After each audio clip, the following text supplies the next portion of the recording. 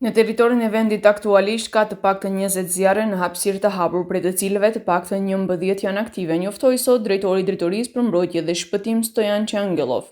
Situata më alarmante është në afërsitë të Strumicës, në teritorin e fshatrave Banec dhe Vodoq, ku zjarri po kërcënon shtëpitë e rreshtit të parë. Në terren po intervenojnë zjarfikët e Strumicës, ndërsa për përforcim janë kërkuar ekipe nga Gjevgjelia, Vallandova dhe Radovishi. Изби тежок пожар на отворен простор во непосредна близина на Струмица, во аторот на селата Банеца и Водоча. Пожарот брзо почна да се шири низ високата трева во полето. Веднаш на терен излегла струмичката противпожарна единица, која што почнала со гасење на пожарот. Поради сериозноста на пожарот, веднаш побарав помош и на лице место се упатија и пожарникарите од Gjevgelija, Vallandovo, Radovish. Përveç zjarrit në rajonin e Strumicës, zjarre serioze aktive ka dhe në Studeniqan dhe në Zhelin. Në teritorin e Studeniqanit, flakët po lëvizin drejt fshatit malor Cvetov, duke kërcënuar një objekt ku dyshohet se ndodhet një stan.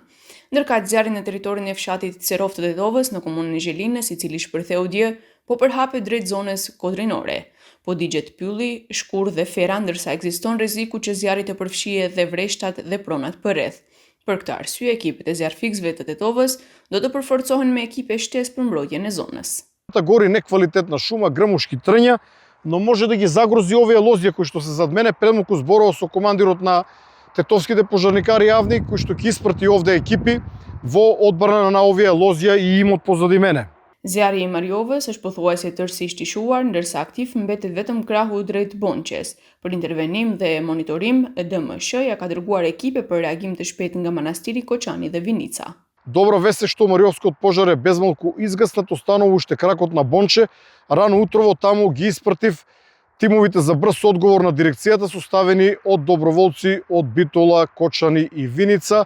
Ai bëri të ditur se zjarre të reja janë regjistruar edhe në teritorin e fshatit Tajmish në rajonin e Kërçovës, afër fshatit Lomnic në komunën e Vrapçishtit, si dhe në komunën e Mavrovës dhe Rostushës, ku në terren po intervenojnë pjesëtar të DMSH-s, zjarfikës dhe banor lokal. Në rajonin e Prilepit, sipas Angelovit, aktive janë zjarret e teritorit të fshatrave Mangjunishte, Konjare dhe Bonqe, ndërsa zjarri pranë Bonqes është pjesë e zjarrit më të madh të Mariovës.